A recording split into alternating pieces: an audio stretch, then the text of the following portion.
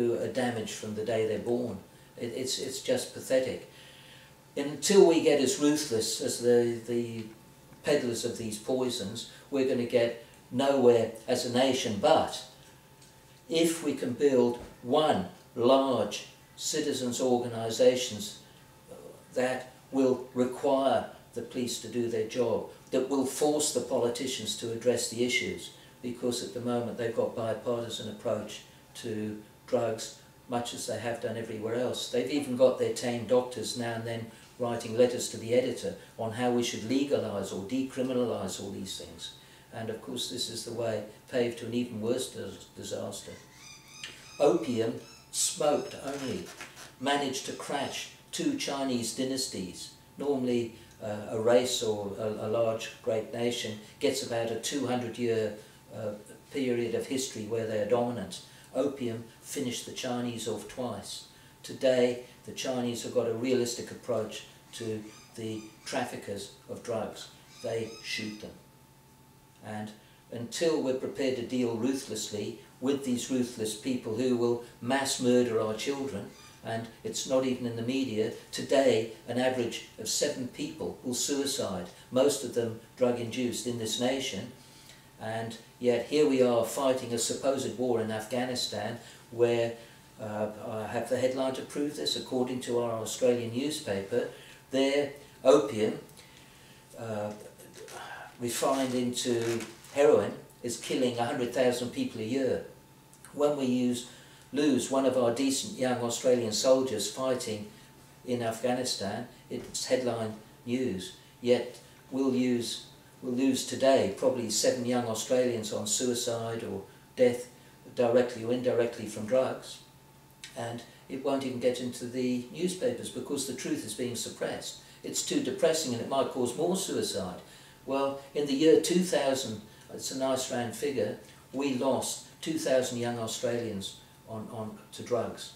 Those are proven ones. They don't always pick it up. And the enemy lost nobody. No drug pusher was killed, no drug pusher was executed, they just continue to profit.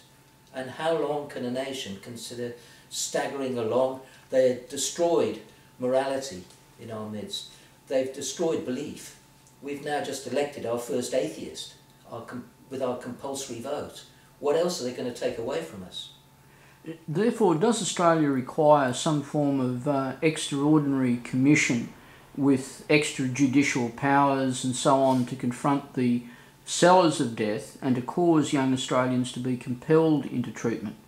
Are we looking for some sort of system that also involves families and others into some holistic approach? Where are you leading with that? Well, that's what I'm hoping that I can do with Addict Association. One man can do nothing, but the day the ladies of this nation wake up and are prepared to adopt aggressive tactics, I really believe it will be the mothers and the women of this nation that will adopt the backbone necessary to break this problem. And I certainly don't believe in women stormtroopers. I'm an old-fashioned chauvinist on that sort of thing, but I believe the numbers are there if a cohesive citizens' action group can be built. And that is what I'm working towards now. And I believe that a ministry must be created, because unfortunately most of the problems here, most of the solutions have to be introduced via government intervention and via legal sanction. For instance, the first person to have the option of detoxing a drug-addicted young person should be that family, aided and abetted by the police, by the medical authorities, and so that what they're doing is legal, not considered illegal and an assault upon their own child. When that child becomes an addict, they need help. It's got to be compulsory help. How do we detox 3 million people? You tell me. Well, we've got the facilities and they're called homes.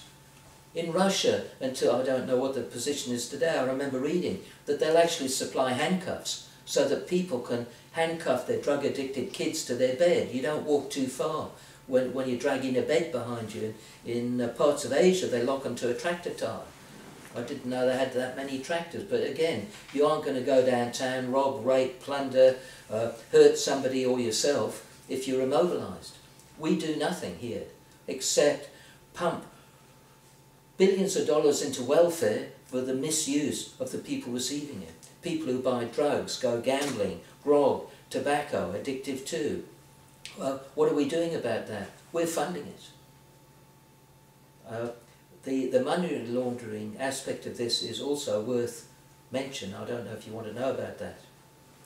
But Australia Today, and I'll go public on this, I would love to appear on international television, and I tell people this when I go offshore, which I scavenged and scrimped to do, because Australia needn't think that they can sit comfortably in their lounge room and become an international polecat such as Holland is now and Sweden used to be before Sweden took positive action, because eventually the world will do something about us if we won't do it ourselves. And I don't think the Chinese, they obviously have designs in Australia, they're not going to be too happy with a nation that is rotten to the core with drugs and all the corruption that goes with that. And it's so easy to launder money. Australia, we've got a hard currency, converts well. We've got 14 or 15 casinos that is, for the medium level drug pusher, perfect for laundering money. Anyone in Australia can go to a gold bullion merchant and buy gold, and if the purchase is less than $10,000, they won't bother to record it. So you've got, in Asia, every Indian wedding, a small measure of gold must change hand in the dowry. There you've got an insatiable appetite of 1.3 billion people who need gold. The Chinese value gold, everyone values gold. Who values paper? Paper is only worth what you print on it if someone's silly enough to give you that value for it. That is what our paper currency is. So here we are, a nation rich in gold. We produce hundreds of tons of gold.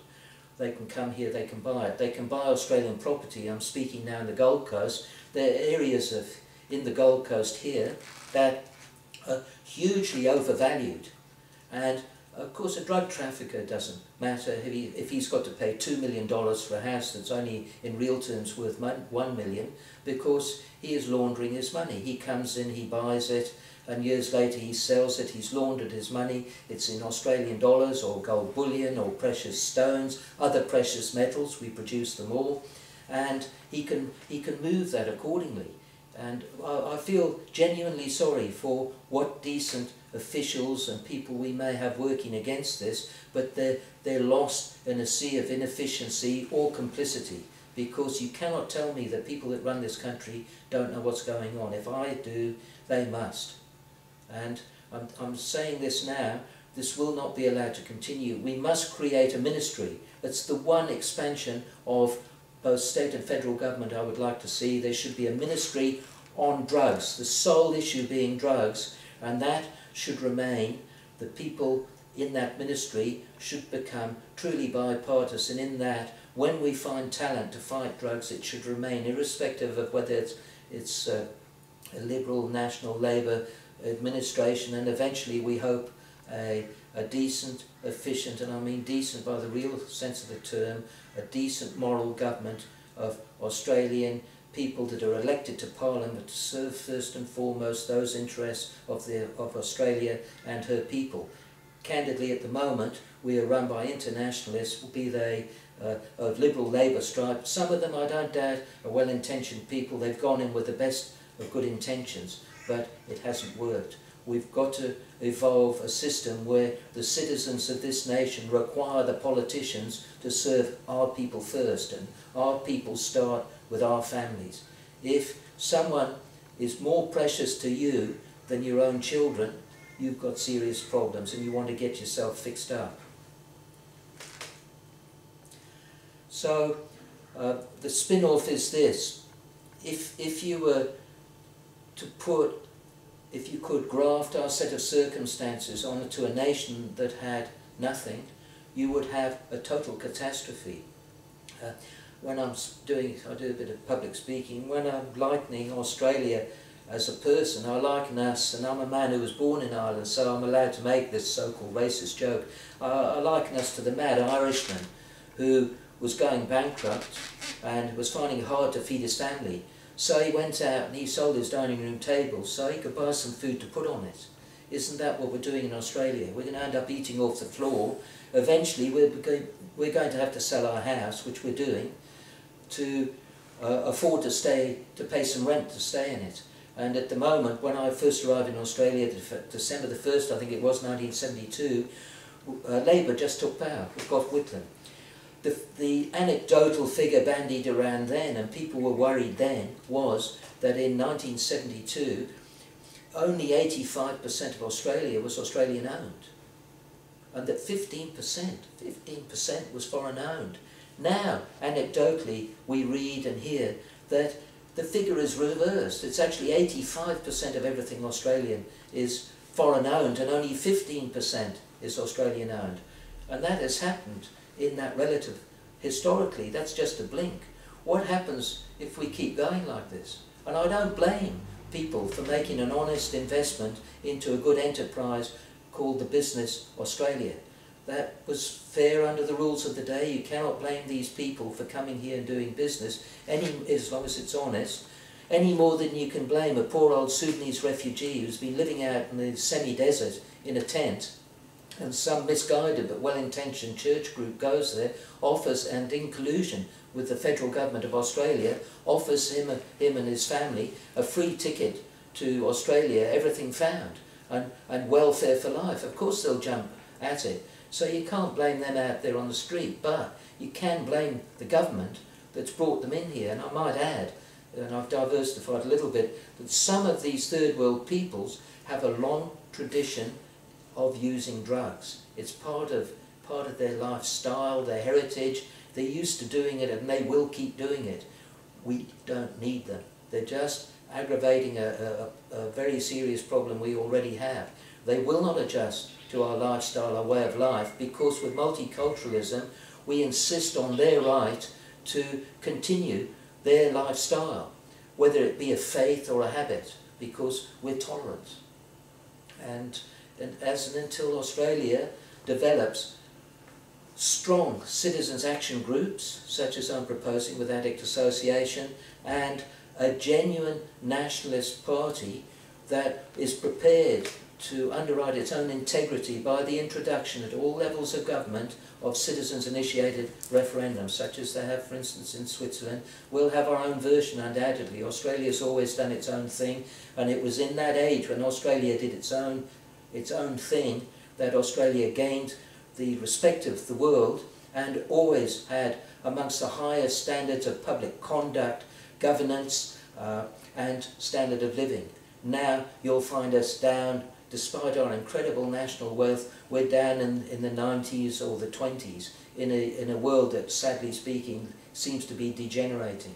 But the changes that have occurred just in my short time in Australia are absolutely catastrophic. And the answer to any problem starts with me personally and with you personally. If you're prepared to sit on the sidelines in what should be your fight as well as mine, then sadly you've become part of the problem, not part of the answer. And if you're prepared to allow yourself to be bluffed by a justice system that has all the laws in the world, but in actuality is a misnomer, these laws are not delivering justice. They have been used to undermine the right of free speech, the integrity of the family, the right of a parent to intervene forcefully if necessary to prevent their progeny. And I use the word progeny, not child, because progeny, your son is always your son, your daughter is always your daughter, and if they go wrong, you have a God-given, and if you don't believe in God, you have an inherent right, and we used to have a common law right, and slowly these rights and duties, I might add, for every right there's a matching duty. We don't just have a right of intervention, we have a duty to intervene. And I would like to see where they would put the parents of this nation. Which court is large enough to try them if they forcibly intervene and start really fighting drugs? Because this, ladies and gentlemen, is what is going to have to happen in this country. If we want to beat these drug-pushing sons of bitches, we're going to have to fight them. And it will get bloody. And if we're not prepared to fight, we're a bunch of wimps. And I put it to you, the nation of Australia, are you going to do something, or are you going to go the Dutch way, down the tube?